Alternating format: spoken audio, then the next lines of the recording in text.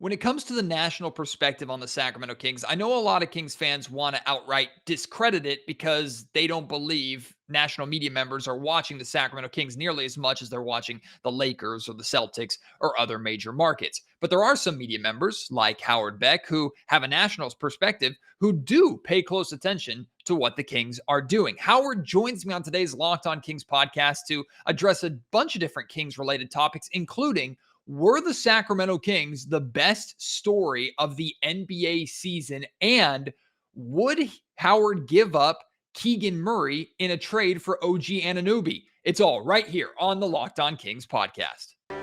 You are Locked On Kings, your daily Sacramento Kings podcast, part of the Locked On Podcast Network, your team every day. And now, ladies and gentlemen, it is that time for another episode of Locked On Kings.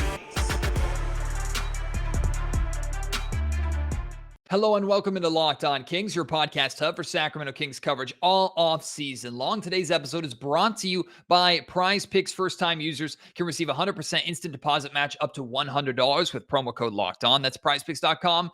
Promo code Locked On. My name is Matt George. I have the privilege of being your host here. I'm a Sacramento sports reporter and producer for ABC 10 News. Howard Beck is someone that I've gotten to know over the last handful of years. Really connected with him in my time working in Sacramento sports radio. I've had him on Locked On Kings 3 or 4 times now, so I'm excited to have him back on. Like I mentioned in the intro, really interesting stuff on the Kings being the best story of the season, or if they were the best story of the season. Good stuff on Keegan Murray, his development, what's next for him, and how Howard would or would not include Keegan in a trade for OG Anunoby or a player of that caliber. And I think you're really going to be interested towards the end of the conversation in what Howard has to say about the Sacramento Kings re-signing Harrison Barnes. I really hope you enjoy this conversation. A ton of stuff to react to, so please get loose in the comment section. If you're watching on YouTube, you can reach me on Twitter at MattGeorgeSack. Email me, mattgeorgesports@gmail.com. But for now, enjoy my conversation with National NBA Media Member, a voter in the All-NBA teams, in Coach of the Year, in all the NBA awards, Howard Beck. I had the treat of having Howard Beck on Locked On Kings multiple times before he became a partner of the Locked On Podcast Network. Now you see him all over Locked On, the local shows, the national shows. And I got fortunate enough once again to steal him back here for some time on Locked On Kings. Howard, welcome in, my friend. I know you're doing a lot of these, so I really appreciate you taking the time. I want to jump right into, from your national perspective that you provide, were the Sacramento Kings the best story of the regular season in your mind, or was it something else?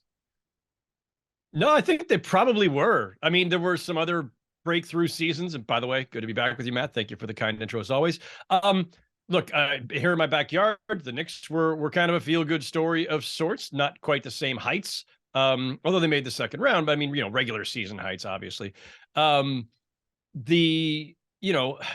There are a few others around the league, and certainly like the Heat are a weird version of this now because they were like colossal underachievers in the regular season, and now they're colossal overachievers or something. It's bizarre. I think start to finish, and certainly a lot of the postseason awards and accolades reflect this. The Kings, yes, the most enjoyable of all the breakthrough stories, the most. In some ways, just the most easy to appreciate, right? Nobody has to be a Kings fan outside of Sacramento or whatever to appreciate and be happy for the Kings and their fans, given everything you all have gone through the last 17 years. And they were fun to watch, and they have great personalities. And, Mike Brown, it becomes the first unanimous Coach of the Year winner. Everybody loves Mike Brown. Other coaches love Mike Brown. Players love Mike Brown. We in the media, clearly by making him unanimous Coach of the Year, we love Mike Brown. Like, it was just such an easy, fun, like no asterisks attached kind of story, right? We're talking on a Monday where over the weekend, Ja Morant had another gun incident, and it's like the Grizzlies would have normally been on the list of, hey, they took another step.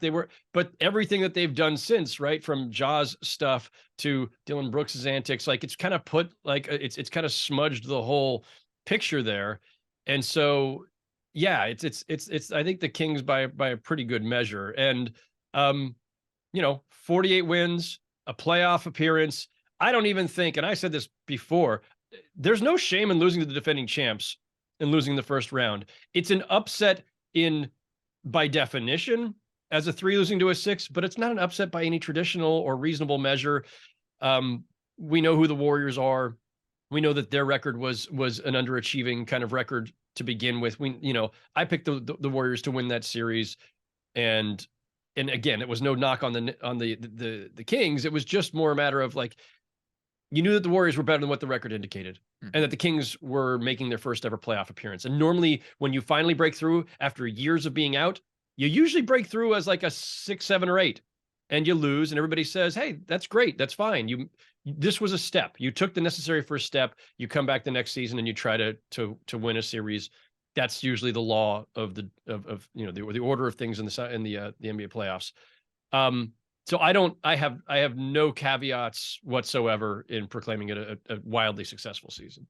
You mentioned the awards and the media's part in that. Were there any awards that the Kings received or didn't receive? Maybe any just surprises in general from the Kings cleaned up on awards in terms of from all NBA, individual recognition, coaches, Monty McNair front office. Like, is there any awards that surprised you that the Kings did get or didn't get, or anything just with how the awards shook up in so heavy favor of the Kings? I don't think there were any surprises. I had DeAaron Fox and Sabonis on my All-NBA ballot. Obviously, they both made third team, and I think that's where I had both of them. I'm double checking now because I always you do these things, you put all this time in, and then like I send it off and forget. Yes, I had them both third team, and they made it. I obviously was among the voters for Mike Brown since it was unanimous, so there's no ambiguity there. And I guess if anybody's going to complain about anything, like I had Keegan Murray on my first team All Rookie. And he obviously, he got his recognition. I don't know. Is if I'm overlooking anything, do Kings fans have any concerns, beefs with the way things unfolded there? Not at all. I was more curious from your perspective of just how many awards the Sacramento Kings got. And it's nice for the Kings to receive that recognition because it's recognition they haven't gotten for a long time. But this kind of segues into the next area of our conversation that I wanted to talk about. Like, this year is nice. It was enjoyable. It was about kind of enjoy the ride, vibes, fun. Look at this resurgence and maybe the reemergence of Sacramento Kings basketball. Now there's expectations to build on. So it's hard to expect, hey, the Kings are going to do just as well in NBA awards next year. I recognize so much of why they got the awards was because of that turnaround and where they came from. But kind of similar to the Grizzlies' point is significantly different because things have kind of gone up in flames, but it wasn't too long ago that they were this upstart, exciting team that everybody kind of wanted to pay attention to. Can this year stand on its own for what it was and let the future be whatever it is? Or do the Sacramento Kings have to build upon it for this season to matter as much as the awards suggest it does? Yeah, that's a really great question, actually. It's both because, this is an entertainment product ultimately, right? Like, we can talk about, how do you build toward a champion and how do you do all these other things and what's sustainable in today's NBA and all these other things we can talk about from a basketball standpoint and a business standpoint, whatever, but it's an entertainment product. And Kings fans had a wonderful, enjoyable season that I think stands on its own, right? I'm sure that by October, it's going to be, okay, but what's next, right? And by this time next year, if there's not an advance, then the joy of these last several months will turn into the frustration of not being able to take the next step, right? So yeah, future performance can I think maybe warp our perceptions or recollections of the past, but I think it stands on its own. That said, yes, you can bet everything you got that in the Kings front office, they stopped celebrating whatever there was to celebrate, within 3 seconds after the final buzzer, right? Or stopped celebrating as they were losing that final game. Like immediately, like nobody in an NBA front office, and this is like part of the sickness of being an NBA coach or NBA GM or NBA team president, whatever. The sickness of it is we on the outside will be like, oh man, by the way, fantastic season. That was great. And they'll take it. And I've had these conversations for years with these guys. But they are always focused on everything that went wrong. They're always focused on what they have to do next. They almost never enjoy this stuff. Even the championships, it's like within 2 days, it's like, we got free agents, and we got extensions, and we got this and that. Like, it's never ending. So to that end, or to that point, now the hard part comes, right? 48 wins is a fantastic breakthrough, but 48 win teams don't generally make the finals or compete for championships. You got to crack that 50 barrier. That's kind of the magical number in the NBA, and even better if you're 55 plus. How do you get there? I start looking ahead to next season and I think, well, Denver's not going anywhere. Memphis has a big fat asterisk on them because of all the stuff, but on talent alone, the Grizzlies should be in the mix still. The Kings will be in the mix. The Lakers are in the conference finals right now. And yes, LeBron will be another year older, but I mean, look, they fixed their roster. They belatedly, but like the Lakers will start off this coming season or next season way stronger than they started last season. As long as LeBron is still at a similar level. I don't think the Warriors are going anywhere. We presume health for the Clippers. Here we go again, but they're right back in it. The Suns will presumably find some help for Kevin Durant and Devin Booker in the offseason. So they're right in there. So there's no, it's not getting any easier. And there's no overwhelming powerhouse in all of that. But depending on what some of these teams do, depending on what Dallas does, you will have a lot of teams that are strong to potentially great. The Kings could achieve at the same level, but slip in the standings. They could go for 48 wins again and have that only be good enough for 5th place next season. On the good news side of it, DeAaron Fox still evolving. Keegan Murray, Davion Mitchell, these are guys who are young and improving. They've got cap exceptions to spend, the mid-level, the biannual. They've got some room to do some things. But the big question, and it's the obvious one, you were the number 1 offense in the league, but 24th in defensive efficiency. And that's, defense has been the bugaboo for a long time for the Kings. How do you fix that? And I think the bigger question there, and it's interesting because I used to ask people about the Nuggets with this, but it's a similar thing. And people have sometimes compared Sabonis to, I don't know, lesser version of, I hate to say it that way, of Jokic, right? There's this comparable kind of like scoring big who's also a great passer and does a lot of different things, right? But is not a rim protector. And Sabonis is now the permanent starting center. Can you, just as I've asked this about the Nuggets in the past, and I'll ask it about the Kings now, can you build an average to above average or hopefully even top 10 defense with a non-rim protecting center who happens to be one of your best players? In Denver's case, clearly their best player. In the Kings' case, co-best player, I guess. How do you do that? How do you manufacture a great defense when your center is an offensive-based center? And a great one at that. But how do you do it? I don't know the answer to that, by the way. That's a question for Monty McNair and Wes Wilcox and that staff and Mike Brown to all figure out.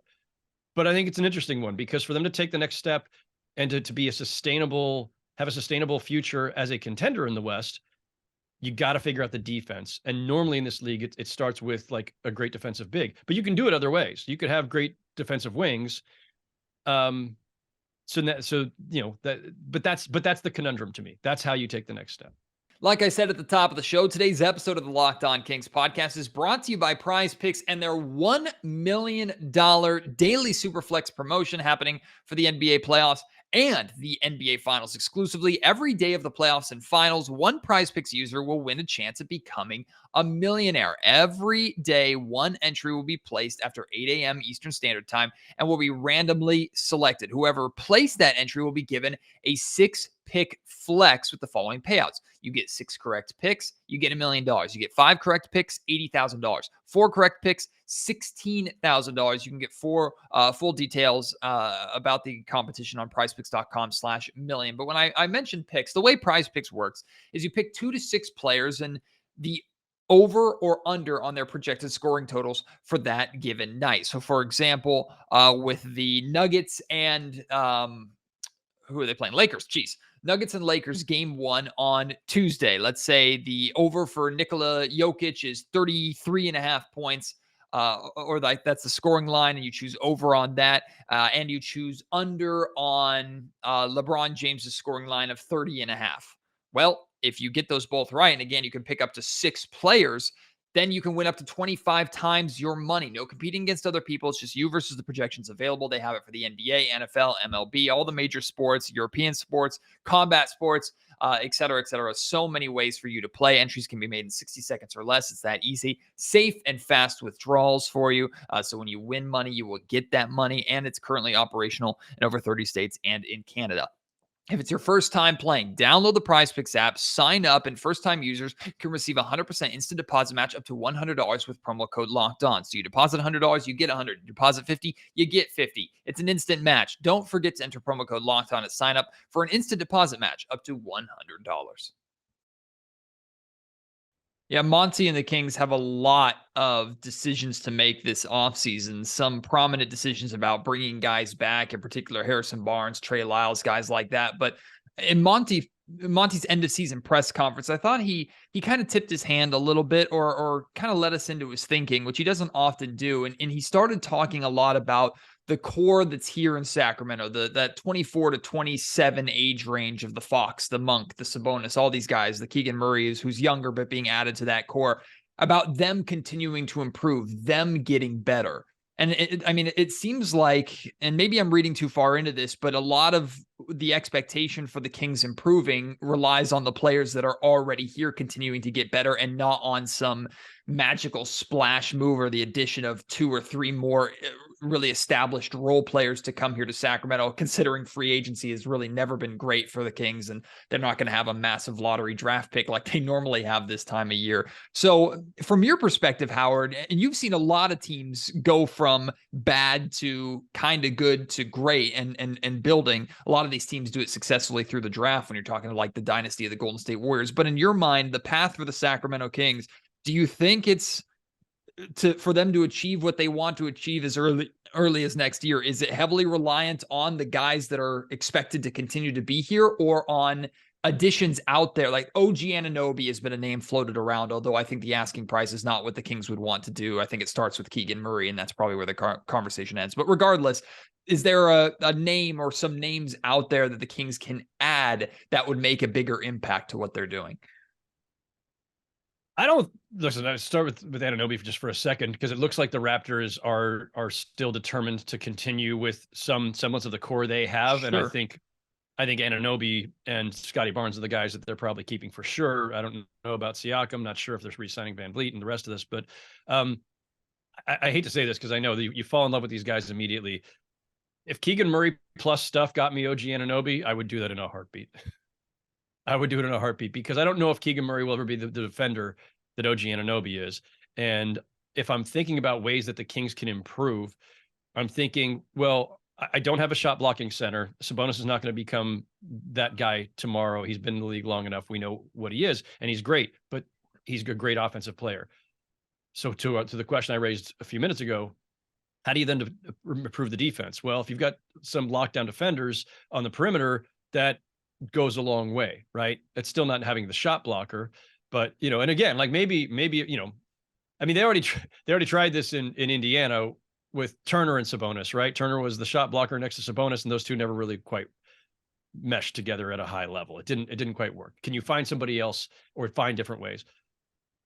A great perimeter defender or two would certainly move the Kings along in that regard. And Anunoby can score some too, and is obviously a really great 3-point shooter. So, but I don't think Anunoby's available. Could you pry loose a Royce O'Neal from the Nets, who have a surplus of 3-and-D guys? Probably not prying loose Dorian Finney-Smith from them. I assume they're keeping him.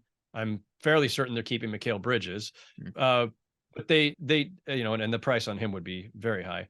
But I'm looking at a team like that where they have, like, the Nets have a surplus of 3-and-D guys. Can one of those, can you pry loose one at a lower price?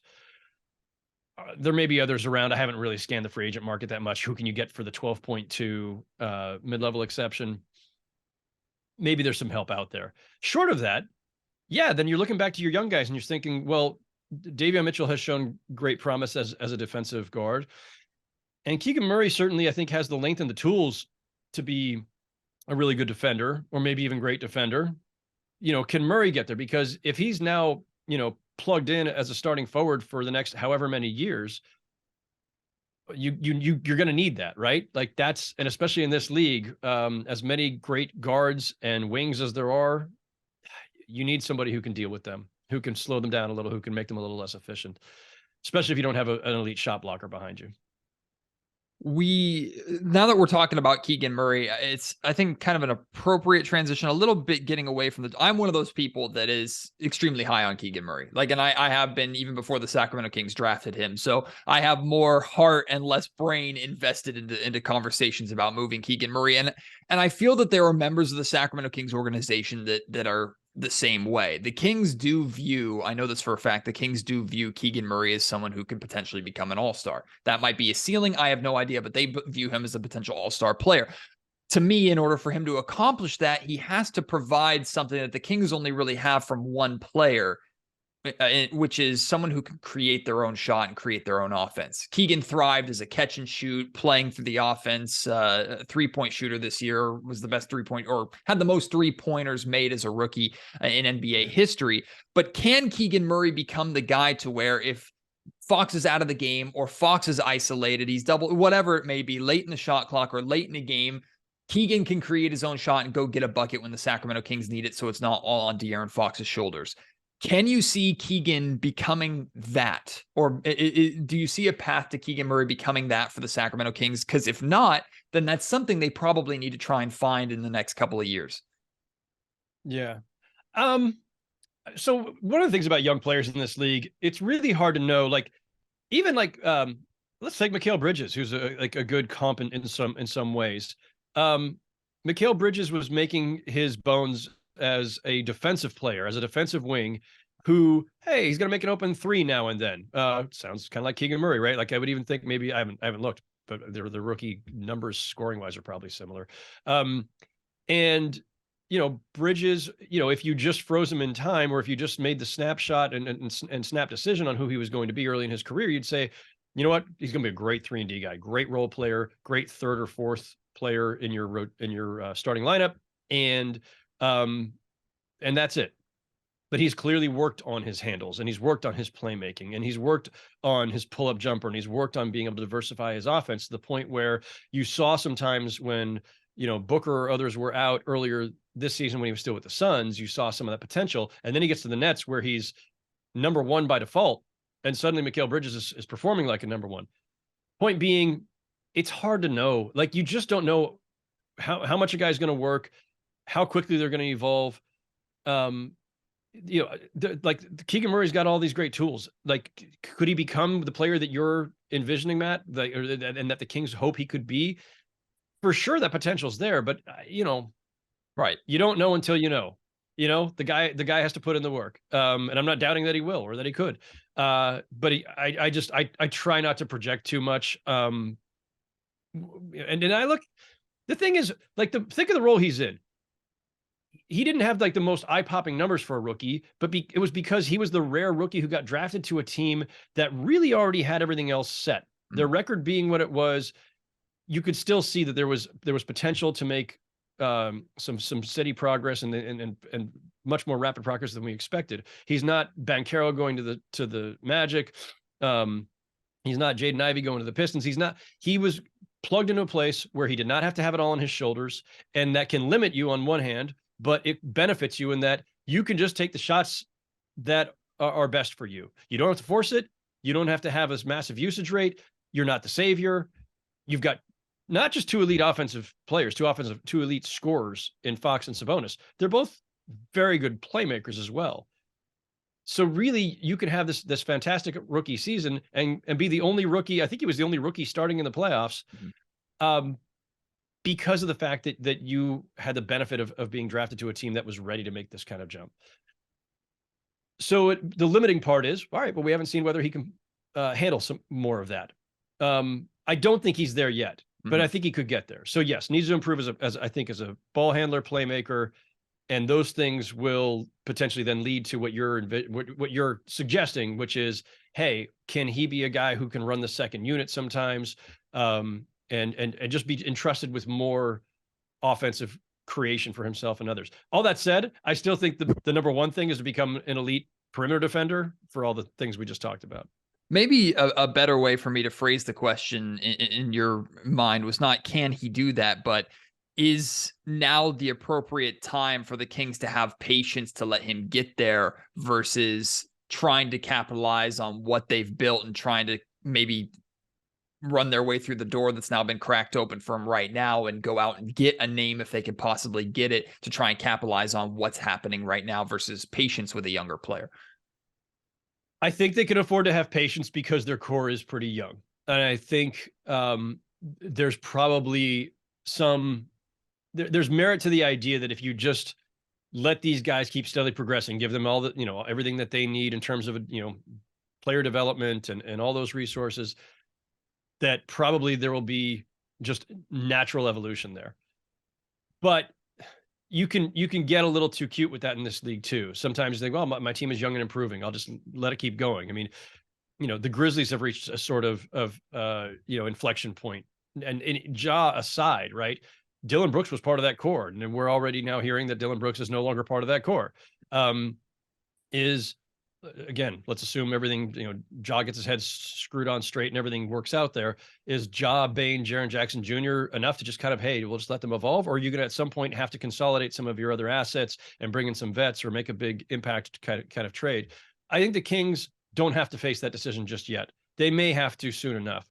And I'm not suggesting that, like I said, yes, I would trade Keegan Murray in a deal for OG Anunoby only because I think it accelerates your timeline. And it's not a knock on Keegan Murray. It's more a matter of like, I've always been one who I err on the side of I would rather have the guy who I already know is a star as opposed to the guy who may someday become a star.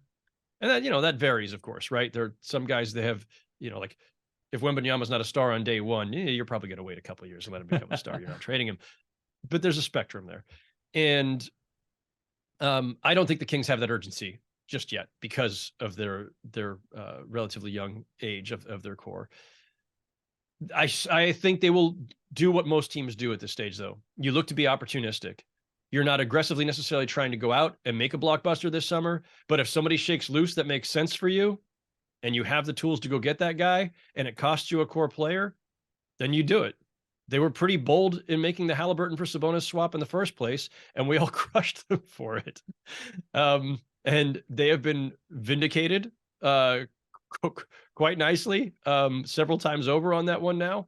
But I point to that only as an evidence of this is a front office that is not afraid.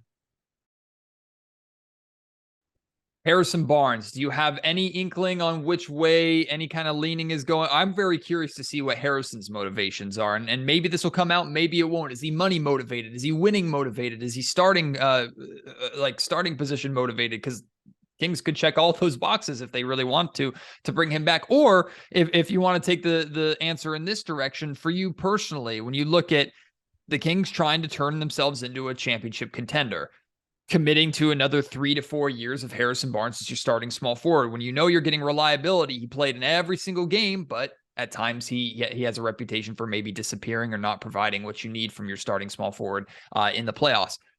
Just when I say Harrison Barnes and that major decision that the Kings have to make and address this summer, where does your mind go?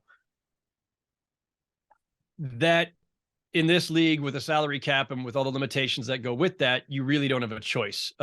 Yes, you re-sign him. Yes, he's been an important key core player, great locker room guy, great leader, character guy, all that stuff too. Like he's got a lot of the intangibles that you want and is, one of the rare, seasoned vets on this team.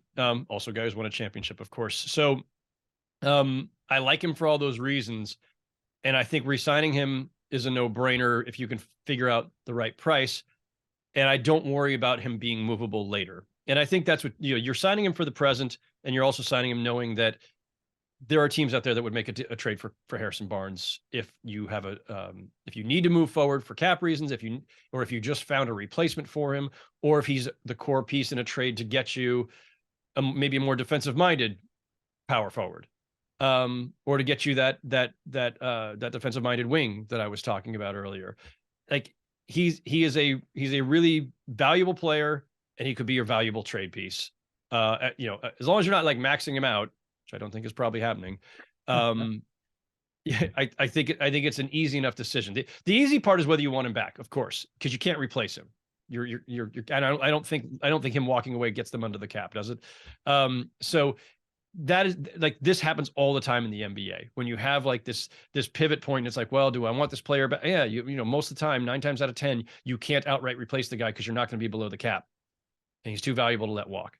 So you figure out the right number, you bring him back, and if you think that he's not the guy you want for 2 or 3 years from now, you've got time to make another deal involving him. Howard, I'll squeeze this in really quick before I let you go, and you're so generous with your time. I really appreciate it. DeAaron Fox finishing all NBA third team. Love the recognition. My question is, what does he have to do? Where does he go from here to get all NBA second or first team? He received a lot of second team votes. I think 1 first team vote. I'm okay with him not being in either of those teams, but if Fox is going to be the star here, you'd like to see him elevate his name into that conversation. Is it scoring? Is it defense? What does Fox have to do to get to that status? It's a really interesting question. I hadn't even really thought about it. I mean, look, part of this, let's just hit the obvious part of this first, which is simply that there were just a boatload of guards. Like that Absolutely. was the hard, like I put Jaylen Brown at forward on my All-NBA ballot. And I think a lot of others did as well, because there were just too many guards to even consider. And so you look at the guards who finished ahead of him. It was Luka and Shea. It was Steph and Donovan Mitchell. And then Fox and Lillard were third team. And that group is not going to change much next season. Like, it's going to be the same ones, and plus a bunch of guys who didn't make it. And like, you know, Jalen Brunson's got a, you know, legitimate case to be made that he should have been on all NBA third team at a minimum, but like there just were too many guards. And, you know, the Knicks didn't win as high of a level as some teams. But he's going to be in that mix next year too.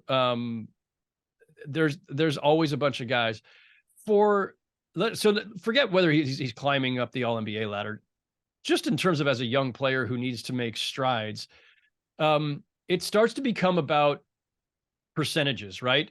If you're a good playmaker, become a better playmaker. And if you're a great playmaker, then it's, you know, becoming, you know, a little bit more, you know, efficient in the way that you run an offense. It may be your efficiency as a lead scorer. And certainly I think in De'Aaron Fox's case, because this applies to all of the Kings, yeah, as a defender. Like if De'Aaron Fox rose to the level of, like, I don't even want to say all defensive team, because that is like the best of the best, and there's only a handful of those slots. But if you were at least in that discussion, or if you were starting to be talked about as one of the top defenders at your position in the league, and you're already elite offensively, that's the kind of thing that makes you a permanent All-NBA team guy. That's the kind of thing that gets you into the discussion for, you know, first or second team. And granted, Luka Doncic has been first team All-NBA, you know, I think multiple times now, and is not a defender, but it's because he is such an elite offensive player that we kind of ignore the defensive side of it. And look, that happens in this league too, right? Like we've MVPs all the time who are offense first players, you know, Curry, Nash, Dirk, Harden, Westbrook, like, but if you are a supreme offensive player, yeah, we stopped paying attention to the defensive part of it. Anyway, in Fox's case, I think yes, the next step is becoming a great consistent defender. Howard, you're phenomenal. Thank you so much for not just the great coverage that you do nationally of the NBA, but we know you pay attention to Sacramento Kings basketball as much as you possibly can. So I appreciate you coming here on Locked On Kings. The second time this year I had you on. I had you right before All-Star weekend as well. So I appreciate you, my friend. Hopefully we'll be able to do it again, and I'll see you later on the Locked On Network, I'm sure. Sounds great. Appreciate it, Matt. Thanks. Big thank you to Howard again for joining me here on the Locked On Kings podcast. I hope you enjoyed that. I hope you enjoyed his perspective. A lot of stuff to react to, so let's talk about it. I'm going to spend more time on this in future episodes as the offseason goes on, but Howard is saying, yeah, you bring back Harrison Barnes. Howard would trade Keegan Murray right now in a deal for OG Anunoby. Howard believes the Sacramento Kings were the best story of the regular season. So what do you think about all of this? You want to share your opinions on this, other targets that you would like to see the Sacramento Kings in free agency or in the trade market go out and try and get this offseason? Let me know. Let's start these conversations because we got a lot of time to hash them out. Again, you can reach me on Twitter at MattGeorgeSack. Email me, MattGeorgeSports@gmail.com, or leave your thoughts in the YouTube comment section down below. Appreciate your support. Can't wait to have you join me on the next episode of Locked On Kings. Until then, my name is Matt George. You've been listening to the Locked On Kings podcast, part of the Locked On Podcast Network.